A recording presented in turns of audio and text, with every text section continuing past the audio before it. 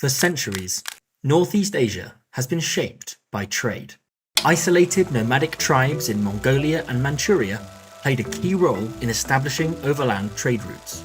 Russia's lack of warm water ports meant Moscow has long fought for access to year-round shipping, and the Japanese Empire's ambitions for a foothold on the continent have shaped the region's history, geography, and politics. At the crossroads of China, Russia, and Korea lies Rason, a city built on this centuries-old legacy. But how did this northeastern corner of Korea, isolated by mountains, become the country's first special economic zone? And what does that mean?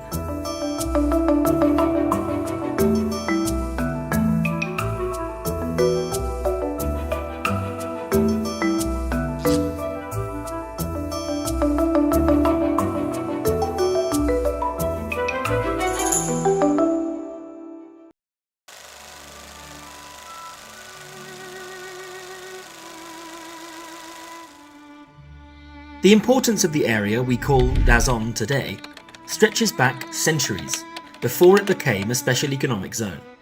Although there are no official records of settlements in the region during the Goguryeo and Balhae periods, the strategic position at the mouth of the Tumen River likely meant the area saw use as a crossroads for trade between the isolated Japanese islands and the regions that today comprise Manchuria and the Russian Far East.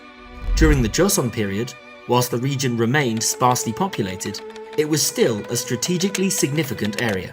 Where once the settlement and natural port had been nestled deep within Korean territory, the borders of the Joseon Kingdom meant the region found itself on the frontier, part of a controlled border region neighbouring the Chinese dynasties and the Jurchen people of the Far East. The Joseon period brings about the first official mentions of two settlements near the coast in the region: the natural port of Rajin and the small nearby town of Eungi. By 1860, the Russian Empire had expanded into Northeast Asia, founding nearby Vladivostok. The natural harbour at Rajin attracted Russian interest as a potential warm water alternative to Vladivostok, which was susceptible to freezing over in the winter. With the completion of the Trans-Siberian Railway in 1903, connecting Vladivostok to European Russia, this isolated corner of Korea became even more significant. Rajin was eyed as a potential base for expanding Korean-Russian trade, whilst nearby Eungi developed into a military and trade checkpoint and fortified border town between the Korean northeast and Russia's Primorsky Krai region. This Russo-Korean cooperation would not last long, however. With the Russo-Japanese War of 1904 and the annexation of Korea under Japanese occupation in 1910, the balance of trade and power shifted, and so too did the region around Rajin and Eungi.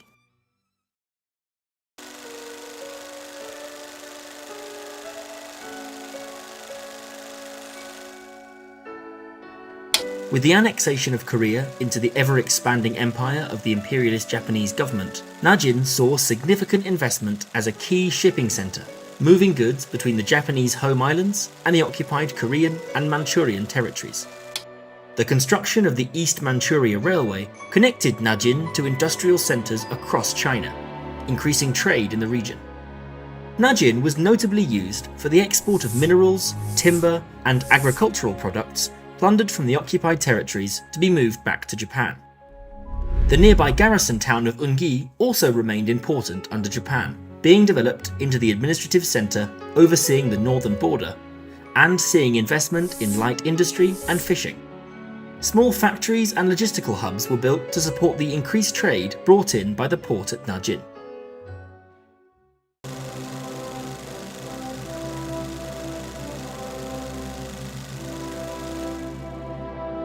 1945 saw the end of the Second World War, the defeat of the Japanese Empire, and the liberation of the Korean Peninsula.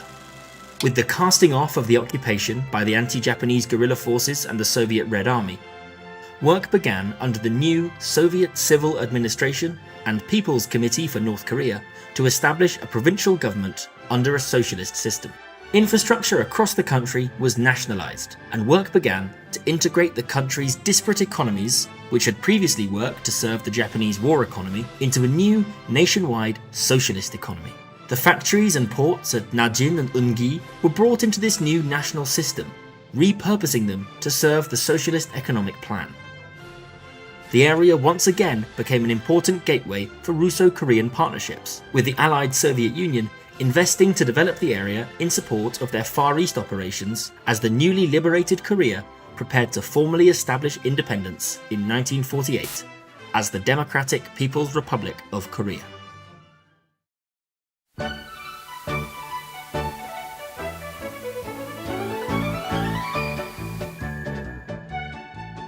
Despite heavy bombing by the US forces during the Korean War, the Najin-Ungi area was rebuilt along with the rest of the country as part of the Cholema movement, and continued to expand with support from the USSR and the newly inaugurated People's Republic of China.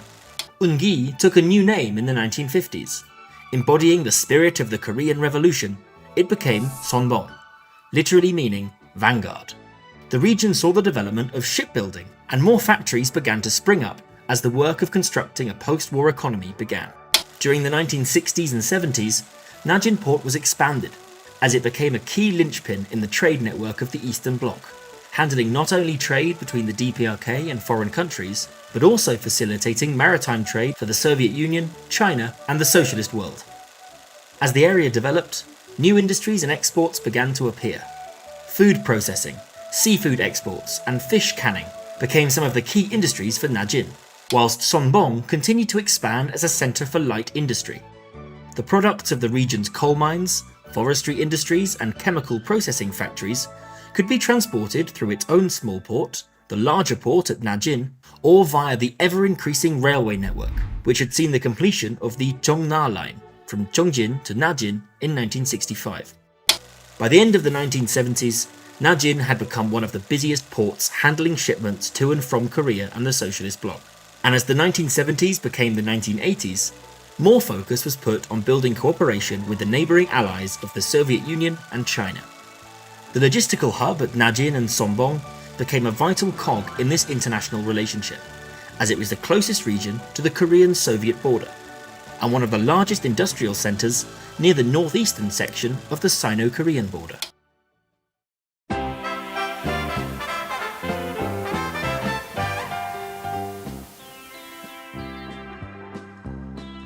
(1991) brought with it the decline and eventual fall of the Soviet Union.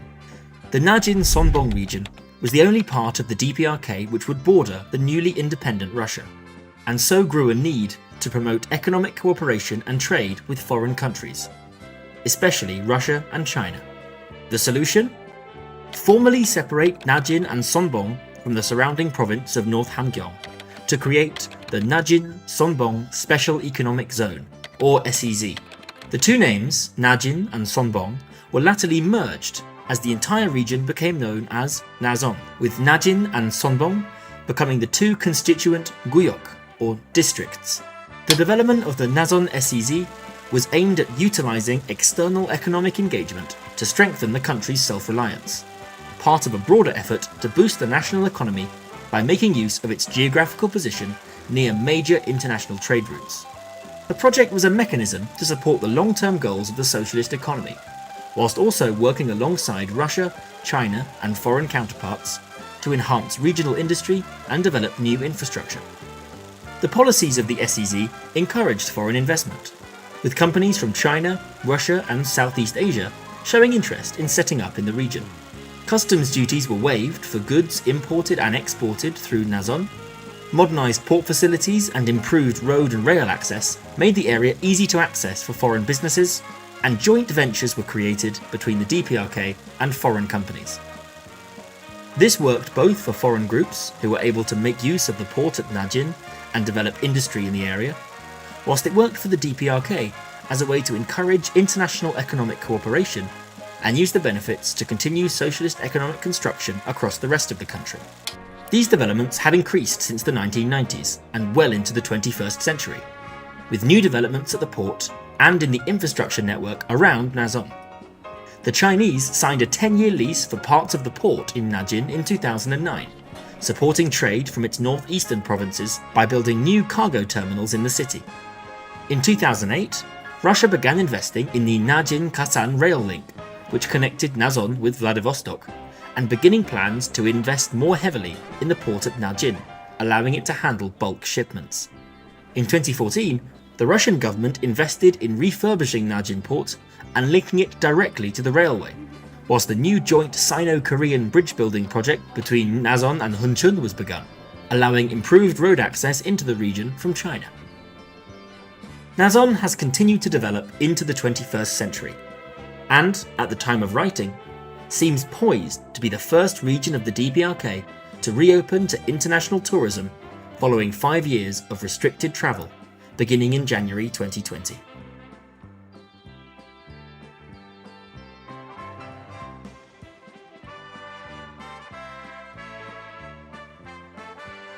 For centuries, this small corner, isolated by mountains in the far northeast of the Korean peninsula, has played a pivotal role in regional trade across Northeast Asia.